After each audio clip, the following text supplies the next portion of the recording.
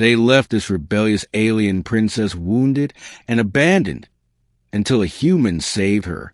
The twin suns of planet Zarin dipped low, casting long crimson shadows over the battlefield.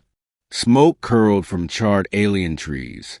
Scattered debris, shards of armor, broken weapons, splatters of green blood, told a tale of betrayal and rebellion.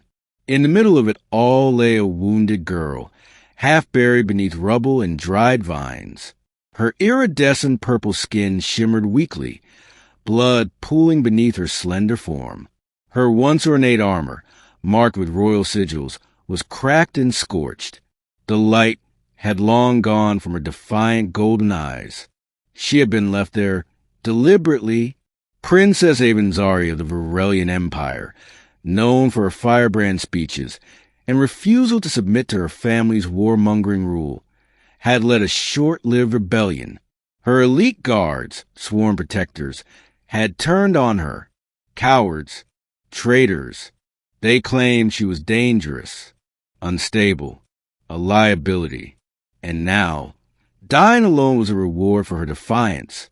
She would have died there too, except a human stumbled upon her. Daniel Hayes wasn't a soldier.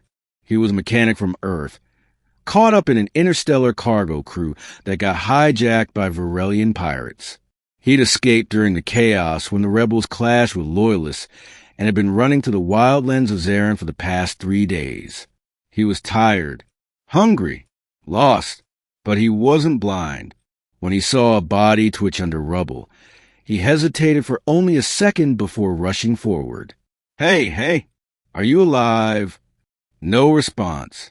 Her pulse was weak, but he recognized her armor. This was someone important, someone royal.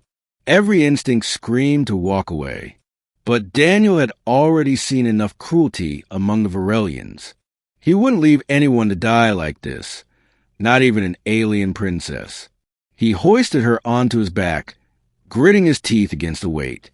You're not dying today. Not on my watch.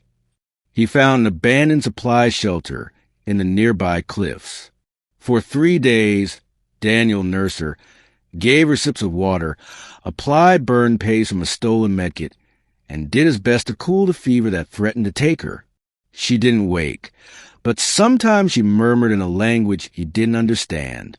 Sometimes she flinched from phantom attacks, her hands twitching as if grasping a sword that wasn't there. When she finally opened her eyes on the 4th day, he nearly dropped the boiled root soup he'd made. You're alive, he said with a grin. She blinked slowly. Human? Yeah, Daniel. Don't worry, I'm not with your enemies. She tried to sit up, but groaned and fell back. Why help me? Her voice was cracked like old glass. Because you are dying, he replied simply. And I don't leave people behind. A flicker of something passed through her gaze. Pain, disbelief, then confusion. She had grown up in a court where kindness was currency, and everyone wanted something. This man was confusing. I am Princess Avanzari, she said hoarsely. Daniel raised an eyebrow. Yeah, I kind of figured from the armor.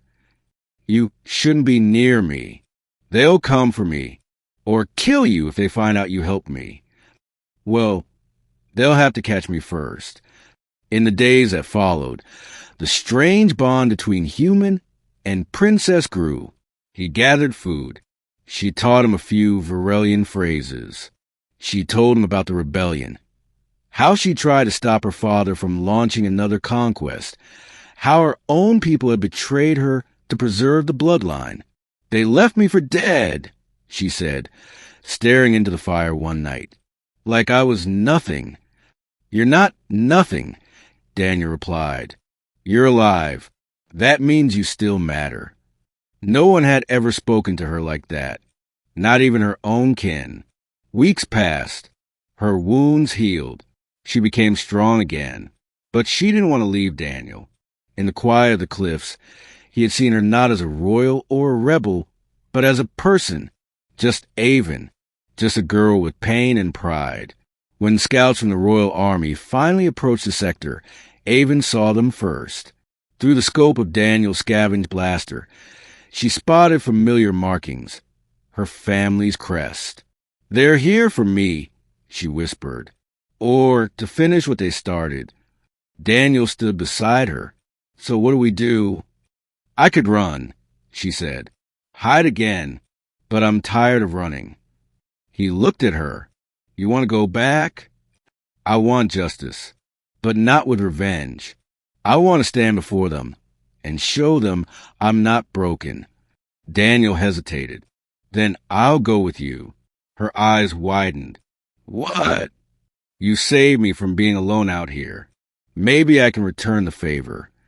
For the first time in her life, someone stood with her not for power, not for politics, but for her.